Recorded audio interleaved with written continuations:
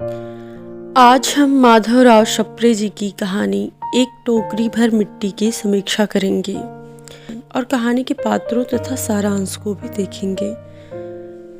माधवराव सप्रे हिंदी के आरंभिक कहानीकारों में से एक प्रमुख कहानीकार हैं, जो एक प्रसिद्ध अनुवादक तथा हिंदी के आरंभिक संपादकों में मुख्य स्थान रखने वाले लेखक हैं। उन्हें हिंदी के प्रथम कहानी लेखक के रूप में भी जाना जाता है। उनके द्वारा लिखित कहानी एक टोकरी भर मिट्टी को हिंदी की पहली कहानी होने का श्रेय प्राप्त है। यह कहानी वर्ष 1901 ईस्वी में सरस्वती पत्रिका में प्रकाशित हुई। कहानी के प्रमुख पात्रों में वृद्ध विधवा, जो कि कहानी की प्रमुख पात्र है, जो गरीब तथा अनाथ है। उसकी झोपड़ी जमींदार के महल के पास ही है। कहानी के दूसरे पात्र हैं जमींदार, जो कि कहानी में शोषित वर्ग का प्रतीक है, जो महल के सामने से झोपड़ी हटवाना चाहते हैं। उसे अपने धन पर गर्व है। तथा कहानी के अन्य पात्रों में वृद्ध विधवा का पुत्र, पतोहू तथा पोती कथा के विकास में सहायक अन्य पात्र हैं, जिनका कहानी में केवल नामोल्लेख हुआ है। एक टोकरी भर मिट्टी कहानी माधवराव सप्रे जी की मौलिक कहानी है। यह कहानी अमीरी तथा गरीबी के विषमता पर आधारित है, जिसमें जमींदार समाज के शोषक वर्ग का प्रतीक है तथा वृद्ध विधवा स्त्री शोषित वर्ग का प्रतीक है। कहानी का कथानक बहुत छोटा है, किंतु सारगर्भित एवं व्यापक संवेदना से परिपूर्ण है। एक जमींदार द्वारा वृद्ध विधवा की झोपड़ी पर अपना अधिकार कर लेने का वर्णन कहानी में हुआ है। वृद्ध स्त्री द्वारा झोपड़ी में एक टोकरी भर मिट्टी लेने की प्रार्थना करना, जमींदार द्वारा उस टोकरी को ना उठा पाना तथा इसी संदर्भ में वृद्ध स्त्री का कथन है कि आपसे तो एक टोकरी भर मिट्टी नहीं उठाई जाती और इस झोपड़ी में तो हजारों टोकरियां मिट्टी पड़ी हैं, इनका भार अब जन्म भर कैसे उठा सकेंगे। पूरी कथा को एक नया मोड़ दे देता है।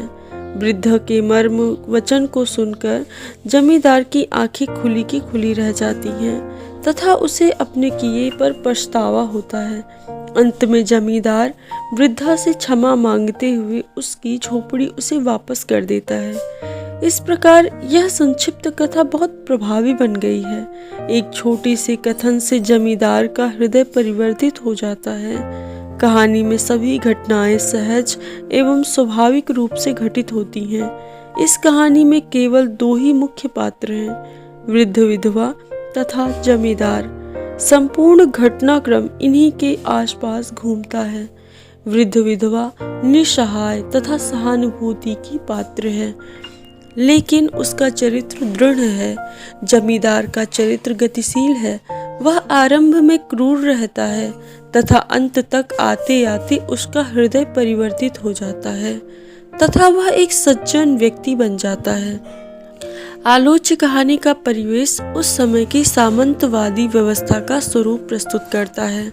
धनवान की शक्ति और पैसे की ताकत निर्धन को निर्बल बना देती है, परंतु नैतिकता का बल उसे संबल प्रदान करता है। जमींदारी प्रथा तथा समाज में व्याप्त रिश्वतखोरी जैसी बुराइयों को इस कहानी में स्पष्ट रूप से दिखाया गया है। कहानी का उद्देश्य नैतिक आदर्श की स्थापना करना रहा है। हिंदी की प्रथम कहानी होने के पश्चात इस कहानी में तीव्र सामाजिक संवेदना है। कहानी में जमींदार के अत्याचार को समस्या के रूप में न केवल उठाया गया है, बल्कि उस समस्या का प्रतिकार भी वृद्धा के माध्यम से किया गया है।